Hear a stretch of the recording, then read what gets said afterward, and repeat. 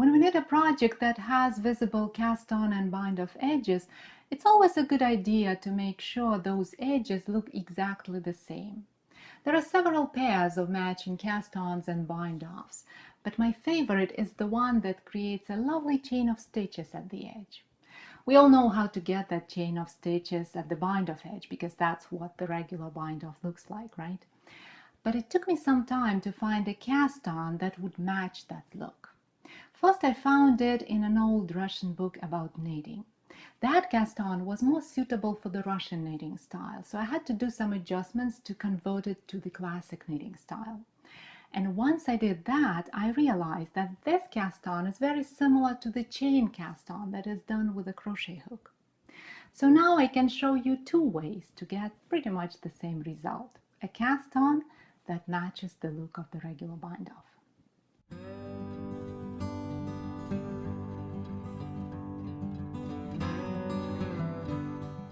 First, let's see how we can make this cast-on using two knitting needles. Like many other cast-ons, this one starts with a slip knot. So make a slip knot and place it on one of the needles and hold that needle in your right hand. This slip knot is our first stitch. Don't pull it too tight. It should be loose enough to easily slide on the needle, but on the other hand, don't make it too loopy, okay? Now take the other needle in your left hand, bring the working yarn to the back of the work, and then align the left needle, the yarn tail, and the right needle and hold them together in your left hand like this.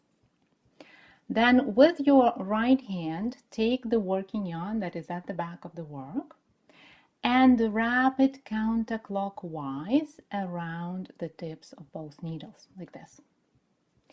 Now take the right needle into your right hand while you hold the working yarn in your right hand as well, and keep the left needle and the yarn tail in your left hand.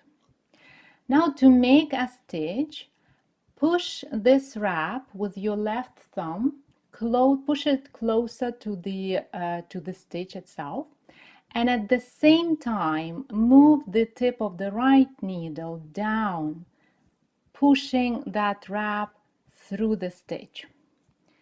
It might be a bit tricky for the first stitch, especially if you made it too tight. That's it. Now we made a new stitch, and we do it again.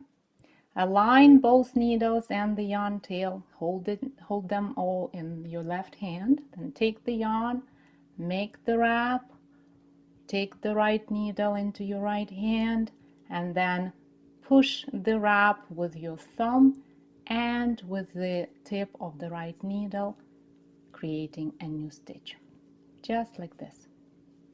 And then do it again. Align, wrap, push the wrap both with your left thumb and with the tip of the right needle, creating a new stitch. And keep doing that until you have enough stitches for your project when you count stitches sitting on both needles. So let's say if I need 5 stitches for my project, I would stop now when I have 4 stitches on the left needle and 1 stitch on the right needle. To transfer the stitch to the left needle, insert the tip of the left needle from right to left into the stitch and slip it to the left needle. Now I have 5 stitches on my left needle and I'm ready to work the first row. To make this cast on with a needle and a crochet hook, choose a crochet hook that is about the same size as the needle. Then make a slip knot and place it on the crochet hook and hold it in your right hand. Again, make it a bit tight, but not too tight. It should be loose enough to slide on the crochet hook. Then take the needle in your left hand, bring the yarn to the back of the work and align the needle and the yarn tail and the crochet hook and hold them together in your left hand like this. Then take the yarn with your right hand and make a wrap. Make sure the wrap stays above the stitch that is on the crochet hook. Then take the crochet hook in your right hand while holding the yarn, and then twist the head of the crochet hook a bit so that it's facing the needle and catching the wrap. See, the wrap is under the head of the crochet hook. And then pull the crochet hook down, pulling that wrap through the stitch, just like this. And then do it again.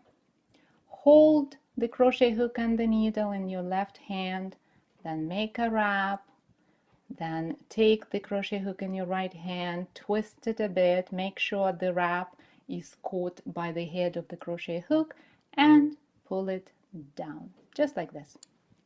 And keep doing that until the number of stitches on both the needle and the crochet hook equals the number of stitches you need for the project.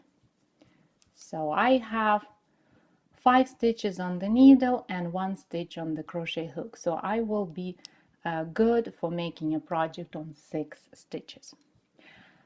To transfer this stitch from the crochet hook to the needle, insert the needle from right to left into that stitch and remove the crochet hook.